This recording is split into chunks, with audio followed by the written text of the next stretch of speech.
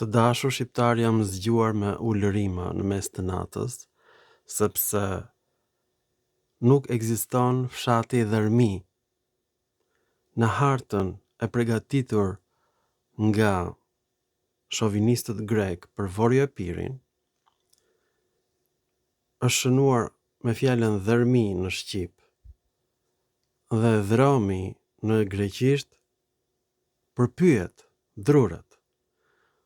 Dhe janë quajtur dhromi me 10 pika të ndryshme në Shqipërinë e Jugut, sepse grekët nuk e pranonin absolutisht fare shtetin shqiptar të miratuar nga presidenti Wilson.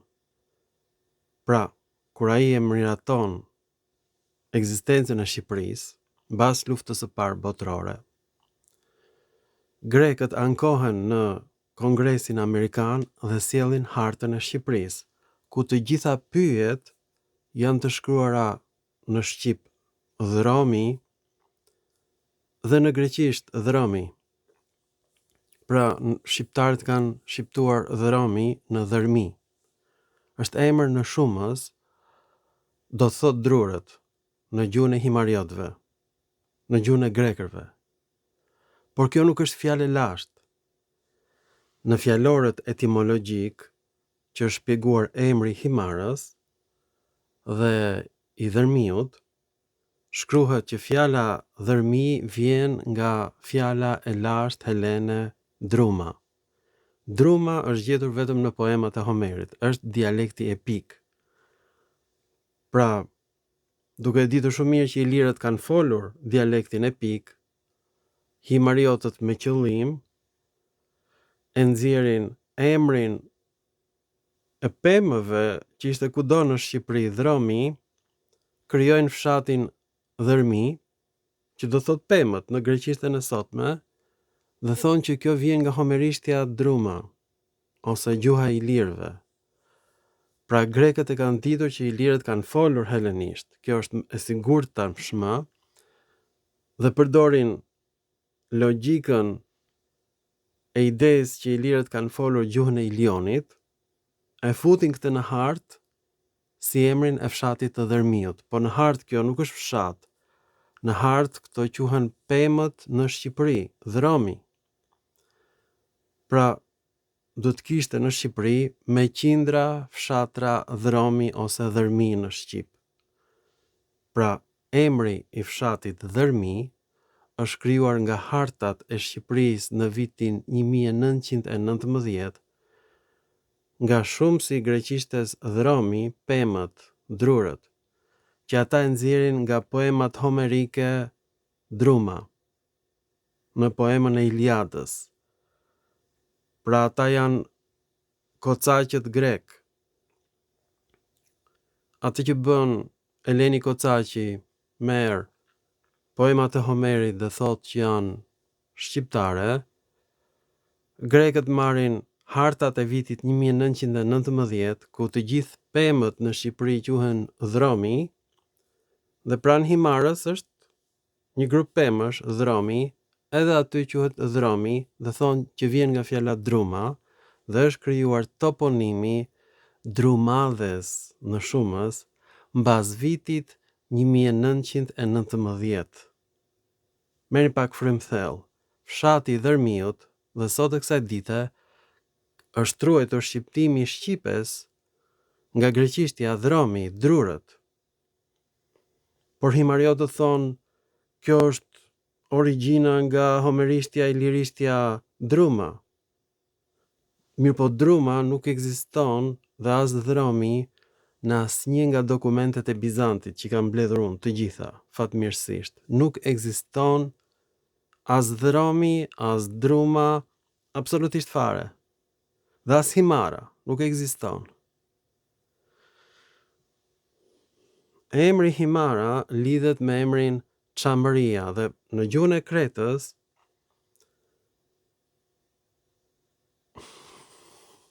Himarës i thon Çimara. E kam thënë këtë në një film tjetër. Pra emri Himaras nuk lidhet me Thyamis, Kallamis, që është në Greqi, po e gjithë Shqipëria e Jugut është quajtur pra me emrin e përbindshit të dimrit në gjuhën e Kretës, që e ka ruajtur gjithashtu gjuha shqipe. Pra Çamëria është emri i dimrit. Merrni frymthell. Grekët thonë vjen nga përbindshi i vjetër Himara. Pra gjuha shqipe ka ruajtur variantin e Kretës për dimrin, dhe gjuha shqipe ka ruajtur variantin për pemët edhe në gjuhën e Kretës, edhe në gjuhën e Himarës, për pemët, dhërmi. Por nuk ka ekzistuar kjo në vitin 1919, nuk ekziston në hartat e Greqisë dhëromi. Pra emri dhëromi është krijuar nga hartat greke që kërkonin jo coptim në Shqipërisë, kërkonin të gjithë Shqipërinë si pjesë të Greqisë. Dhe bënin protest në Kongresin Amerikan, dhe kjo është harta që ata kanë paraqitur me emrin Zetema, në greqishtën e sotme është Zitima, do të thotë kërkesë. Kërkesë për zhdukjen e Shqipërisë. Kjo është harta. Ta shikojmë bashkë, ku është shënuar me të kuqe të gjitha pyjet e Shqipërisë dhëromi.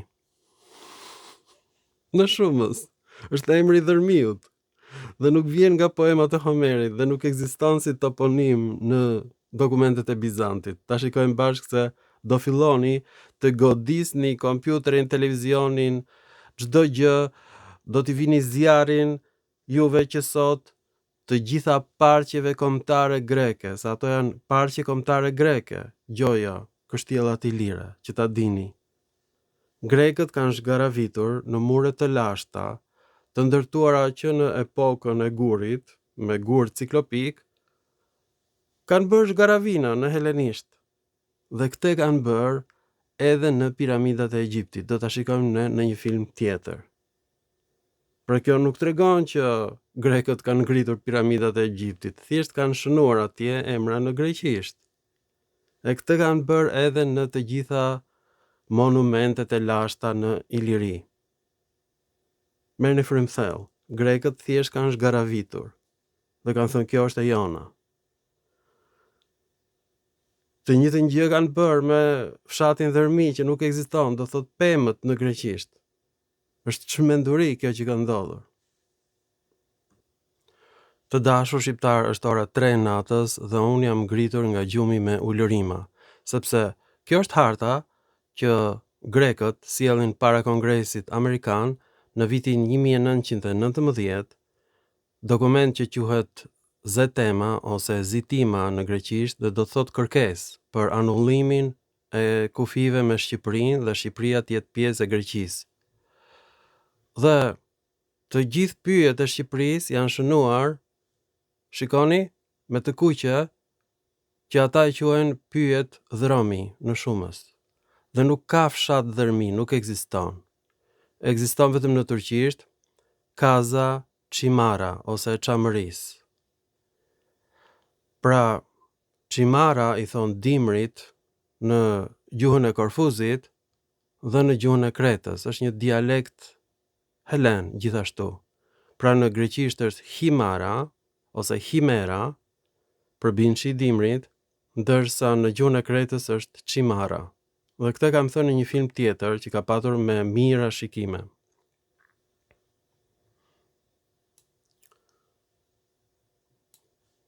Prova përfundimtare është kjo. Pyet në hartën e paraqitur Kongresit Amerikan në vitin 1919, me njëherë mbas luftës së parë botërore, për anullimin e kufive me Shqipërinë dhe përfshirjen e Shqipërisë si pjesë të Greqisë, të gjitha pyjet janë quajtur dhërmi në shqip, dhëromi në greqisht. Është shumë si greqishtes për pemët. Nuk ekziston fshati dhëromi nga homerishtja druma.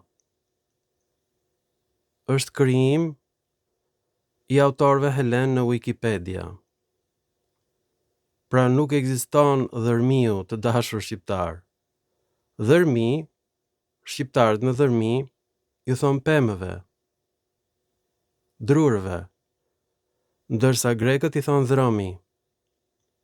Gjuha shqipe ka ruajtur shumësin e greqishtes. Kjo është përtej imagjinatës njerëzore. Sepse ky do të jetë çelësi për shtjellimin e shumë toponimeve gjoja të lashta greke që janë krijime të vitit 1919. Nuk ekziston fshati dhërmi të dashur shqiptar. Kjo është përtej imagjinatës njerëzore. Pra po të mos ishte kjo hartë, unë nuk do e kisha zbuluar kur që emri fshati dhërmi është një falsifikim. Do thot pemët në greqisht, nuk është emër fshati. Është një lloj sikur ne nga fjalat pemët, grekët ta marrin këtë fjalë dhe ne themi që Greqia është Shqipëri. Në fakt grekët kanë fjalë shqiptare, gardiki i thon qytetit në gjuhën e fisit albanoj. Do të thot qytet i rrethuar me mure.